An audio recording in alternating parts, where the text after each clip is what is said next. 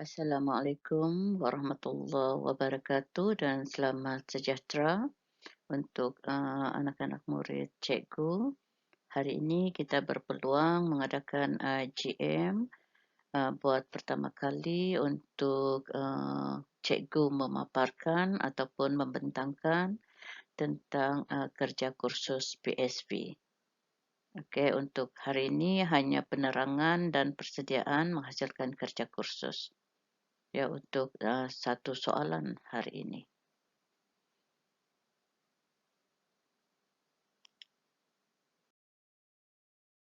Okey, kita tengok kepada arahan kepada calon.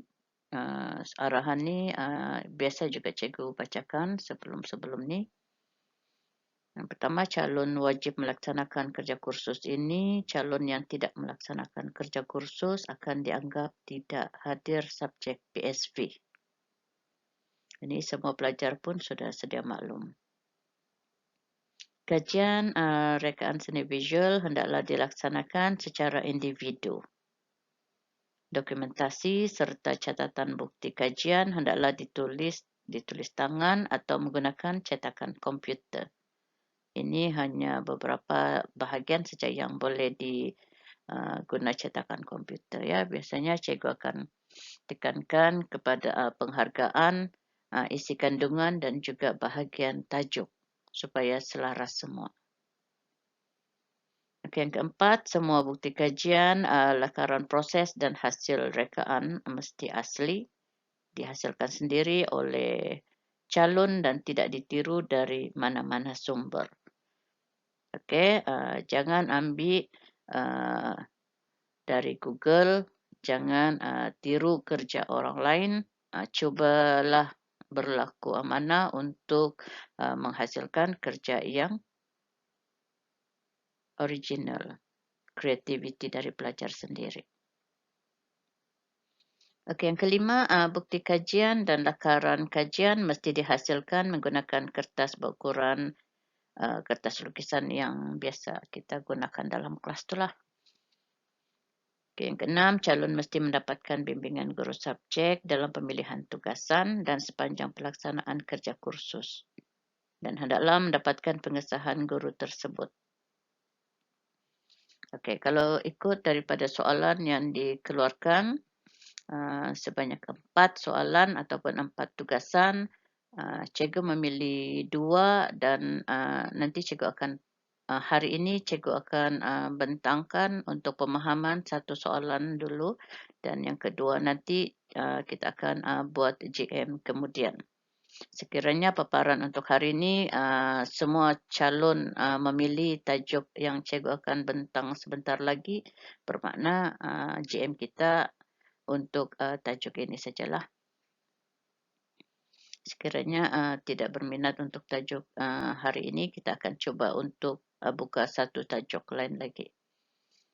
Okey. Okey, untuk seterusnya calon mesti memenuhi semua aspek dalam kriteria penskoran untuk mendapatkan grade cemerlang dan baik. Ini maknanya setiap persoalan mesti dibuat. Kalau ada yang tertinggal, maknanya markah pelajar akan kurang. Okey, untuk yang ke-8, lakaran yang menggunakan komputer sepenuhnya dihadkan kepada 3 helai. Okey, yang seperti yang sudah disebutkan tadi. Calon boleh menggunakan warna dan media lain untuk lakaran. Okey, maknanya tidak terhad kepada pensel, boleh menggunakan, mungkin boleh menggunakan pensel warna. Mungkin juga boleh menggunakan warna terus, watercolor, untuk pelajar-pelajar yang berbakat. Okey. Dan yang ke-10, semua bukti hasil kajian hendaklah dimasukkan ke dalam satu sampul portfolio. Calon digalakkan menjilid hasil kajian. Ini yang seperti yang kamu pun sudah sedia maklum, ada beberapa contoh yang cikgu pernah tunjuk sebelum ini yang kita masih bersemuka, yang masih kita menghadiri kelas. Okey, yang terakhir, penilaian proses kerja dan pemberian markah calon akan dilakukan sepanjang masa kerja kursus dilaksanakan berdasarkan aspek dan kriteria. Okey, bermakna bukannya hujung sudah mau submit baru ambil markah. Tidak ya, kita ambil markah mengikut kepada jadual yang kita akan kita akan tetapkan nanti, dan pemberian markah adalah secara progres. Oke, kita teruskan.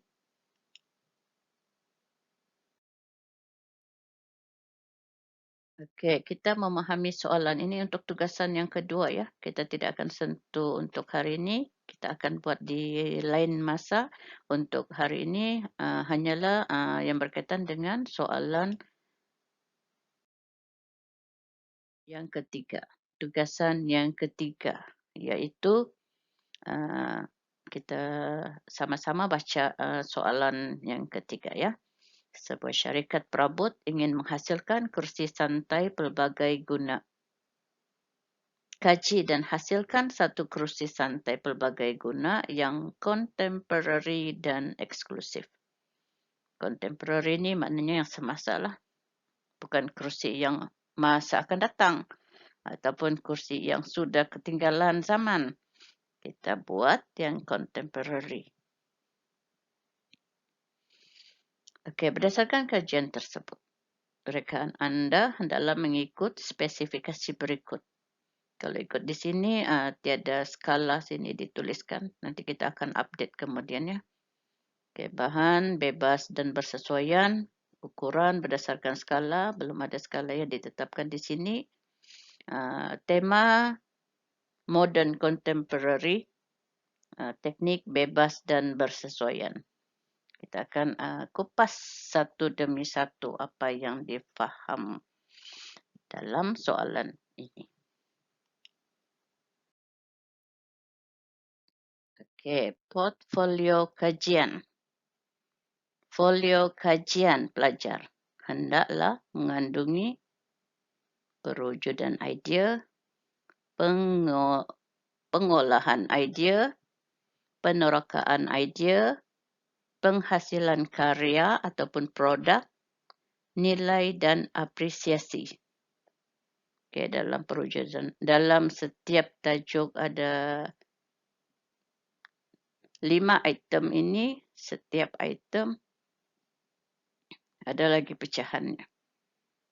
Okay, yang pertama, perwujudan idea, isu, kajian, sumber ilham, pengolahan idea, lukisan realistik, olahan perkembangan idea, reka letak, cadangan karya, penerokaan idea daripada media bahan, kajian teknik dan bahan, kajian warna, penghasilan karya ataupun produk, proses penghasilan ataupun hasil akhir, nilai dan apresiasi ini, komitmen, portfolio bermaklumat. Kita akan pergi ke setiap item ini untuk lebih faham lagi. Oke, yang seterusnya.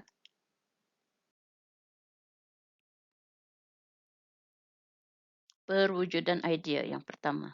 Apa yang tadi? Isu, masalah. Masalah, kenapa mesti mewujudkan, membuat produk kursi santai pelbagai guna. Sebab apa? Ini adalah permasalahan yang hanya sedikit permasalahan yang ada disenaraikan di sini. Sebenarnya ada beberapa lagi, ada banyak lagi yang boleh disenaraikan ya. Di sini hanya ada sedikit saja. Okey, mungkin tidak selesa, gunakan ruang yang luas, tidak menarik, penggunaan yang terhad, reka bentuk lama.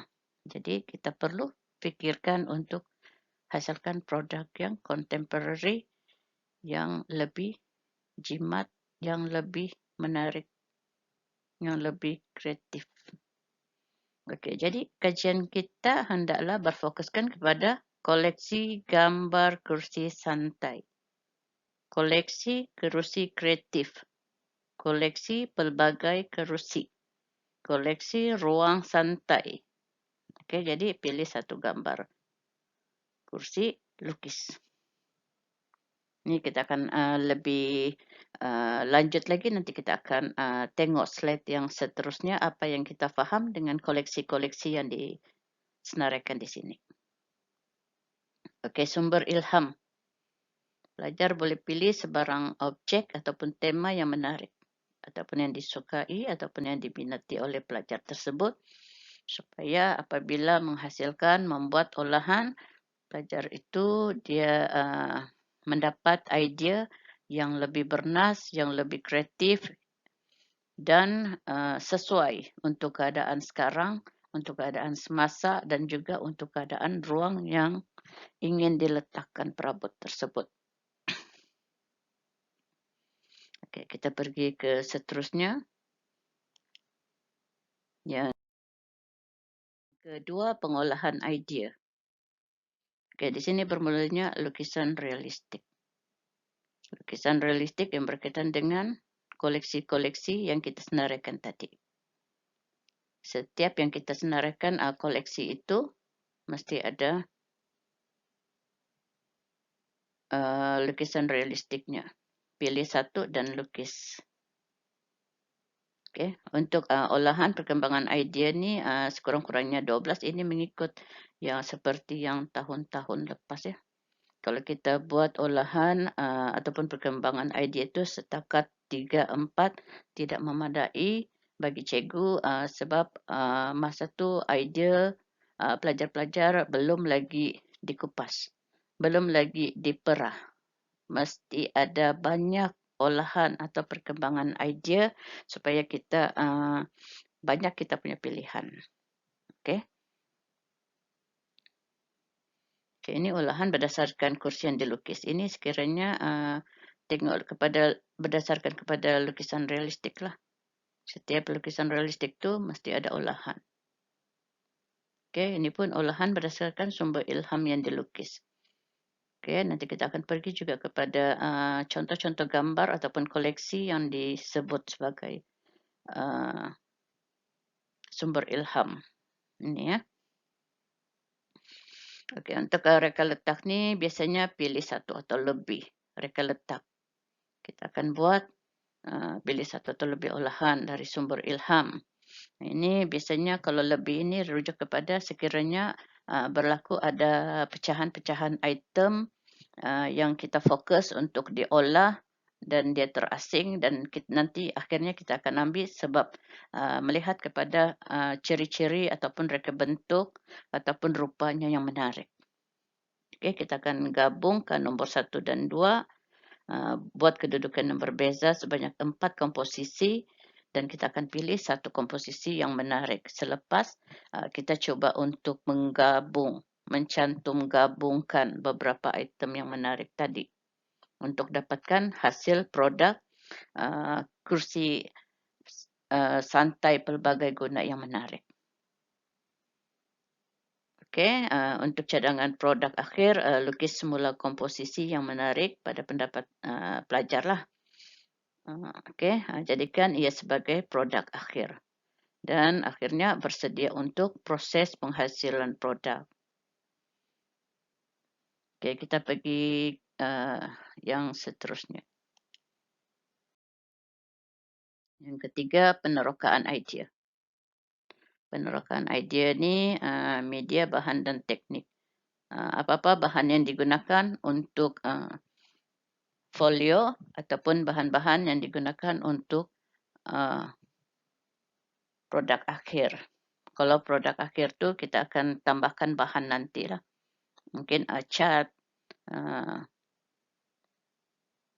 spray, bahan-bahan yang digunakan lah. Ini hanya sedikit contoh. Okay, untuk kajian teknik dan bahan, proses penghasilan secara foto. Ini proses teknik dan proses penghasilan. Okey, ini kajiannya secara foto, maksudnya setiap kali pelajar membuat setiap kali pelajar mungkin contohnya membuat ukuran. Nanti ada gambar yang berkaitan dengan ambil gambar tersebut. Sekiranya pelajar memotong kayu dengan menggunakan gergaji. Ada gambar pelajar memotong gergaji, memotong papan menggunakan gergaji. Ini namanya yang berfoto ya, secara foto. Oke, yang kedua teknik nih. Teknik apa yang digunakan? Apa bahan-bahan yang digunakan? Ikut kepada kesesuaian desain pelajar tersebut. Oke, untuk kajian warna seperti biasa, ini yang biasa kita guna dari yang biasa kita buat masa kelas dari tingkatan 4 lagi. Buat 4 kajian warna, pilih yang menarik pada pendapat pelajar lah. Sediakan spray atau cat untuk produk. Oke, ini penerokaan idea. Untuk yang seterusnya, yang keempat, penghasilan karya. Oke, proses penghasilan, sediakan peralatan dan bahan, menyediakan skala yang betul. Ini hanya contoh ya, 1 skala 2 nih. 1 nisbah 2 nih, ini sekiranya kursi yang sebenar, 1 nih mewakili kursi yang sebenar, dan yang nisbah 2 nih mewakili produk yang kita akan hasilkan. Ini tengok kepada ketetapan nanti cikgu akan maklumkan. Yang ketiga, sediakan lakaran setiap langkah untuk mencantum gabungkan semua item pecahan. Maknanya dia punya carta alir kan adalah supaya kita tahu apa yang dulu dicantum, 1 dengan 2 dulu dicantum, 1A, 1B dicantum dulu begitu. Kita perlu labelkan ya. Mula proses menghasilkan produk. Okay, untuk hasil akhir, karya akhir pelajar hendaklah kukuh, siap dicat, kemasan dan peragaan. Peragaan ni kita sedia untuk peragakan, untuk pamerkan ataupun mungkin boleh digunakan.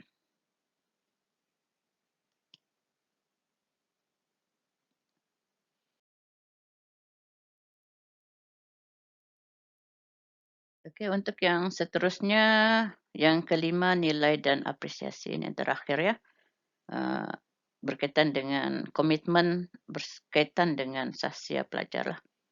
Pelajar sentiasa menghantar kerja secara progres. Pelajar sentiasa lengkap dengan maklumat yang diminta. Pelajar memberi kerjasama dalam menghasilkan karya, menghasilkan kerja yang kemas dan sebagainya. Okay, untuk portfolio bermaklumat ni, setiap kajian ada maklumat ringkas, catatan lah.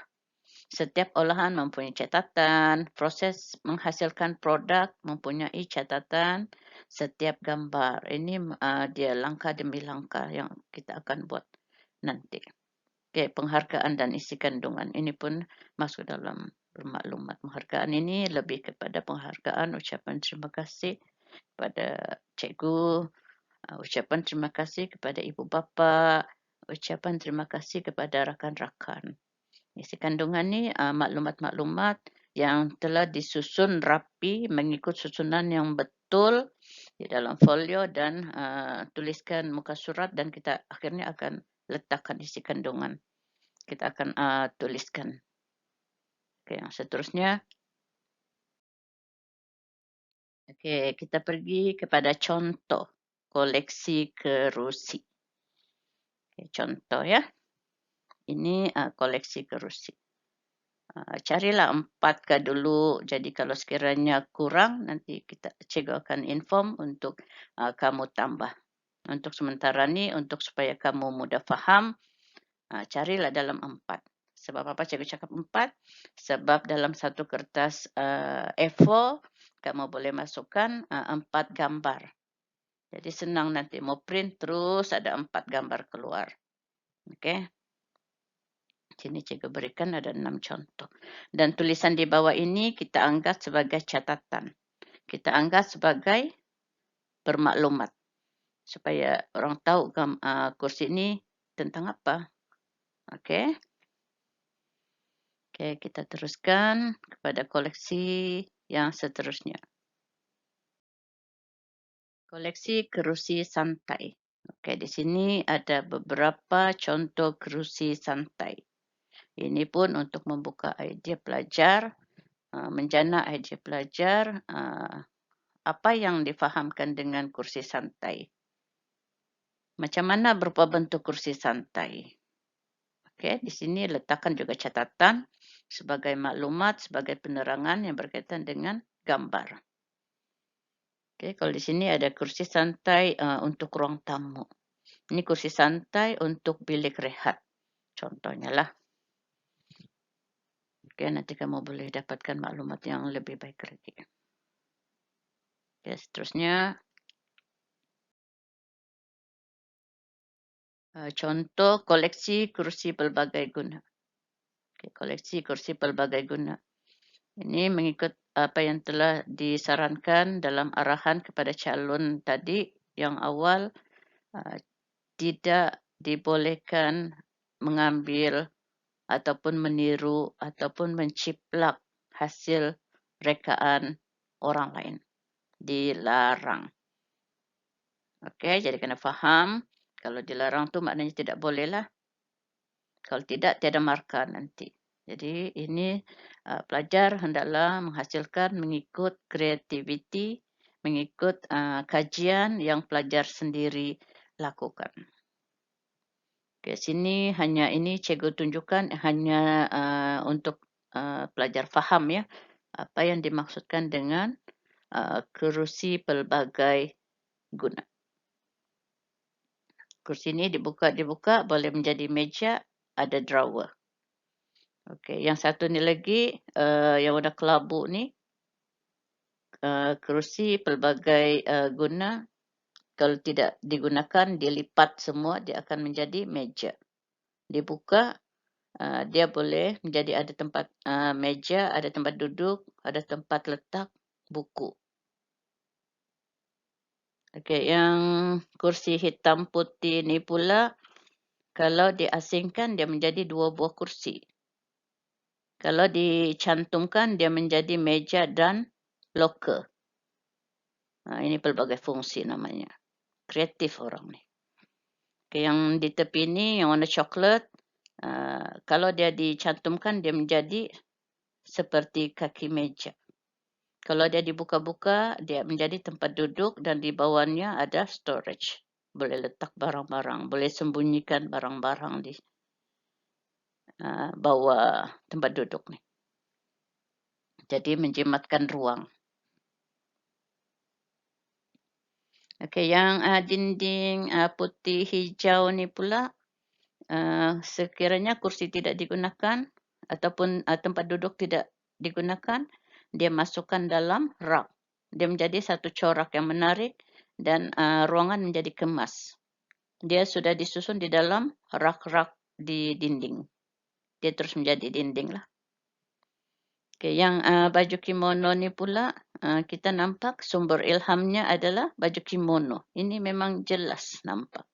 Sumber ilham adalah baju kimono. Digabungkan dengan tempat duduk, menjadilah dia macam ginilah. Masih nampak jelas lagi baju kimono. Okey. Untuk yang seterusnya.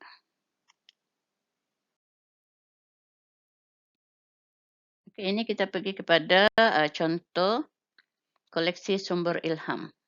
Macam mana kursi tadi boleh nampak kreatif. Macam mana supaya nampak menarik. Bagaimana kita harus menghasilkan sesuatu yang kreatif, yang ori dari fikiran kita sendiri. Inilah caranya. Kita mesti ada sumber ilham. Sumber ilham itu yang berkaitan dengan apa yang pelajar boleh pilih lah. Ikut minat masing-masing. Mungkin pelajar minat dengan hidupan liar. Jadi dapatkanlah gambar-gambar yang berkaitan dengan hidupan liar. Lepas tu nanti mesti ada label. Singa, ular, orangutan, gajah. Okay, sekiranya pelajar minat dengan flora, bolehlah memilih bunga-bunga yang cantik. Bentuk, rupa bentuk yang menarik, warna-warna yang cantik. Dan jangan lupa labelkan, buat catatan. Okay, ini biasanya orang-orang perempuan lah. Mungkin si Wong, si Putri, dia akan pilih ini. Okay. Dan yang lainnya ini biasanya orang-orang yang ganas lah nih, kehidupan liar nih. Oke, kita berpindah ke yang seterusnya.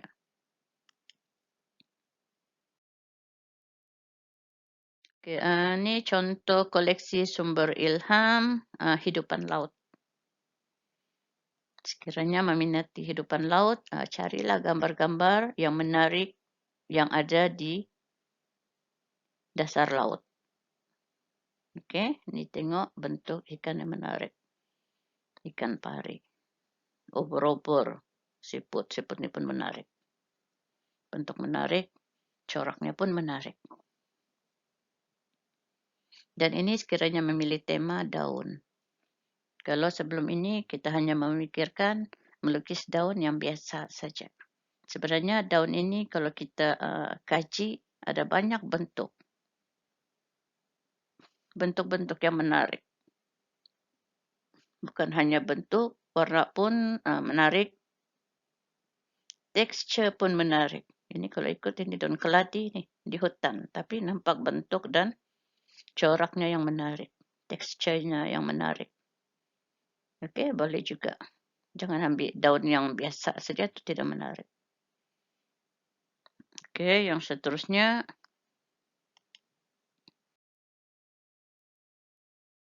Koleksi ruang santai. Kalau ikut sebenarnya macam tidak perlu nih koleksi ruang santai. Tapi cikgu cuba untuk fahamkan pelajar kursi yang kamu bakal buat itu mestilah sesuai dengan ruang di mana kursi itu diletakkan nanti. Oke, sebab itu cikgu buatkan koleksi ruang santai sini supaya pelajar-pelajar nampak lebih faham, lebih jelas dengan keperluan ataupun kemahuan soalan, kehendak soalan. Oke, ini sekiranya memilih ruang bilik tidur. Kalau untuk bilik tidur, kena fikirlah macam mana yang sesuai kursi yang santai pelbagai guna ni. Di sini nampak jelas kalau siang dia dibuka dia menjadi kursi tempat rehat. Kalau malam dia berfungsi sebagai tempat tidur, jadi katil. Dia dicantumkan dia menjadi katil. Okey, so itu dia sesuai untuk bilik tidur. Okey, ini sekiranya memilih ruang halaman rumah. Tengok ruang juga ya. Tengok ruang yang sesuai dan baru kita fikirkan macam mana kursi santai yang kita akan hasilkan nanti. Yang boleh digunakan dengan pelbagai guna tu. Okey, kita teruskan.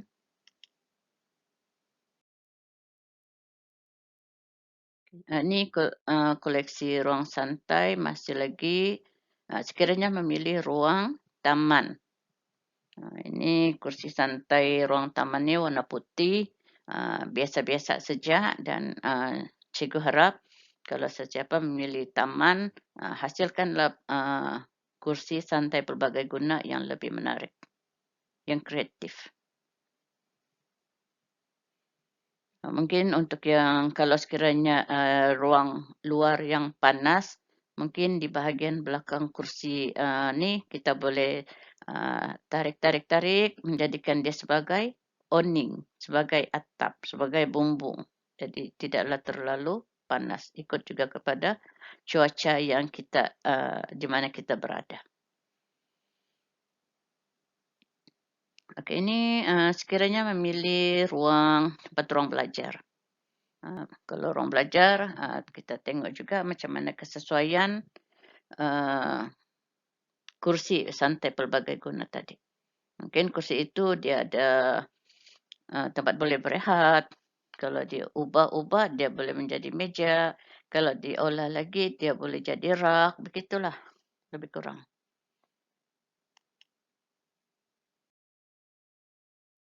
Okey, kita pergi kepada perkembangan idea. Kalau sudah koleksi tadi, maknanya kita beralih ke perkembangan idea. Cikgu harap pelajar-pelajar cikgu dapat memahami dan dapat mengikuti apa yang cikgu sampaikan pada hari ini.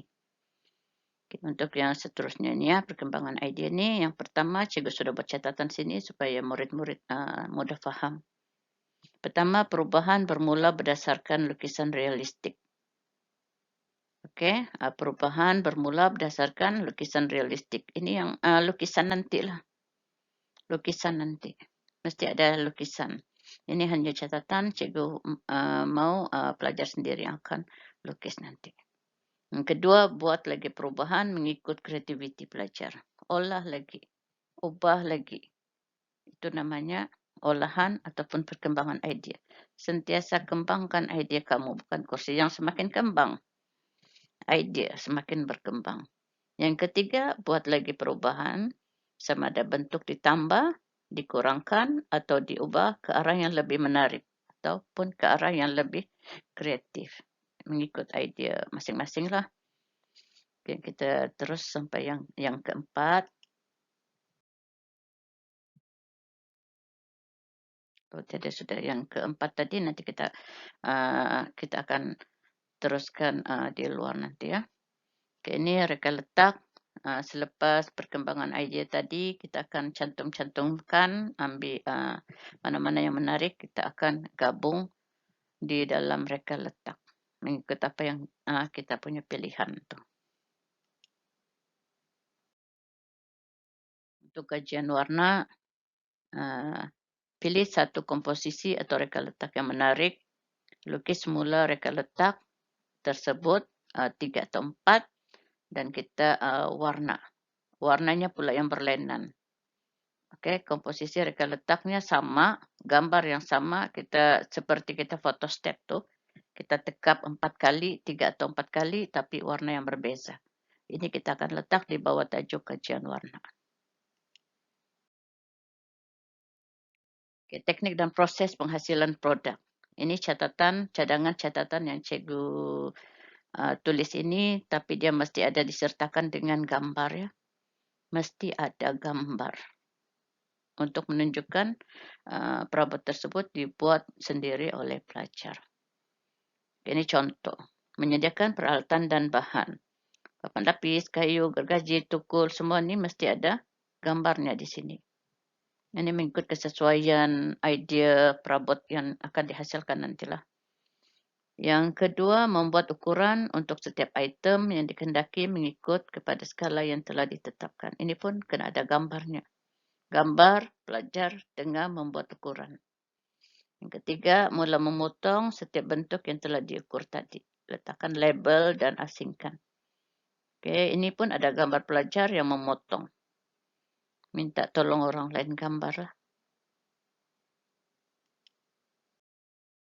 Okay, yang keempat, proses yang seterusnya adalah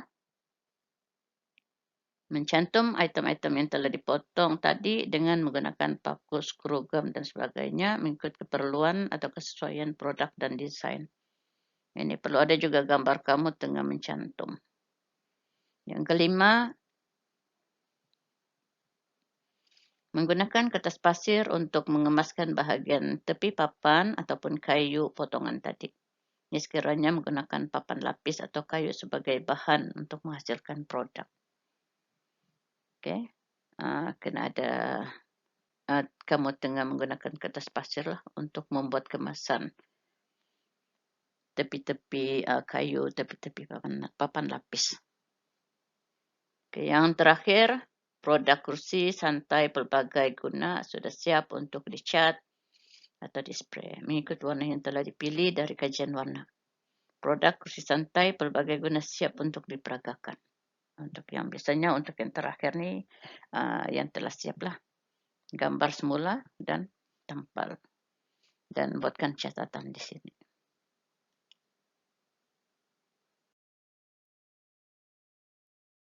Okey, untuk karya akhir lukis semula di dalam satu muka surat. Lukisan realistik kursi santai pelbagai guna yang telah siap. Siaplah. Satu saja produk. Okey, jadi kita sebelum kita berakhir, kita lihat sikit pesanan daripada cikgu. sebelum menghasilkan folio, faham dan pilih tugasan dengan betul. Jangan sudah buat separuh, nanti akhirnya akan bertukar tajuk. Nanti kamu sendiri akan stres, masa pun sudah tidak mengizinkan. Okey, untuk yang kedua, senaraikan keperluan gambar yang diperlukan. Ini mengikut tajuk yang dipilihlah. Yang ketiga, bersedia dengan kertas lukisan. Keempat, bersedia dengan peralatan melukis dan mewarna. Kelima, gam untuk menempel gambar koleksi. Untuk awal ni, kalau belum print, simpan saja dulu, kumpulkan dalam satu dokumen. Senang merujuk kalau sudah ada printer ataupun ada tempat memprint, baru print. Okey, untuk yang semasa menghasilkan, pastikan ruang kerja selesa. Maksud cikgu selesa di sini agar dokumen-dokumen yang kamu sudah print, agar lukisan-lukisan yang kamu sudah ada terkumpul dan sebaiknya masukkan dalam satu file supaya tidak ada masalah hilang, tersisip di mana-mana ya. Okey, untuk yang kedua, handphone berfungsi. Maksud cikgu handphone berfungsi ini, sekiranya kamu ada masalah, kamu boleh tanya terus dengan cikgu. Sentiasa bertanya kalau tidak faham supaya kerja tidak tertangguh. Okey, sentiasa bertanya, cikgu akan jawab. Biasanya cikgu akan, kalau bertanya DM dengan cikgu, biasanya cikgu akan jawab dalam grup supaya kawan-kawan yang lain yang boleh baca tidak sudah bertanya dengan cikgu. Kalau cikgu akan PM kamu juga, nanti susah tuh. Banyak sangat cikgu nanti tidak terbaca.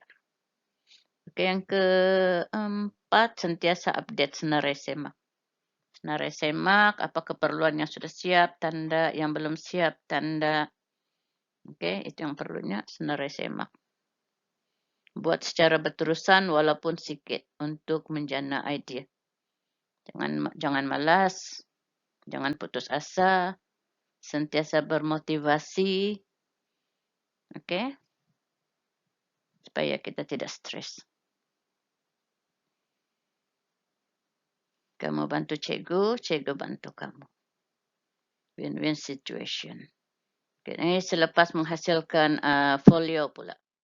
Buat carta alir pembikinan cantuman kursi pelbagai guna tersebut. Buat carta alir, apa yang perlu dicantum dulu. Mungkin selepas kamu label 1A, 1B, 1C gitu. Akan dicantumkan buat carta alir ya. Yang kedua, senaraikan keperluan bahan dan peralatan yang akan digunakan untuk membina kursi tadilah. Ketiga, gunakan bahan ataupun bahan terpakai yang ada di rumah. Okay, kalau ada meja-meja yang sudah lama, yang sudah rosak, boleh ambil papan. Ada lebihan-lebihan kayu, ada lebihan kursi patah, boleh ambil kaki kursi tersebut. Boleh dipotong nanti mengikut skala yang dikehendaki, yang kita akan inform kemudian nanti. Dan beli bahan yang perlu sahaja, yang tidak ada di rumah. Untuk gunakan budget yang paling minimum. Supaya budget kita tidak banyaklah, tapi kita masih mampu untuk hasilkan produk yang bagus, yang menarik, yang kreatif. Okey, jadi sebelum cikgu rasa setakat ini saja untuk hari ini.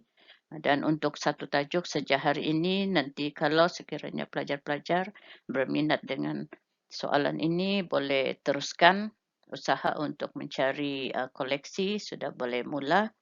Kalau yang tidak, kalau kurang berminat, ada satu tajuk lagi, packaging, nanti kita akan buat Google Meet lagi. Okey.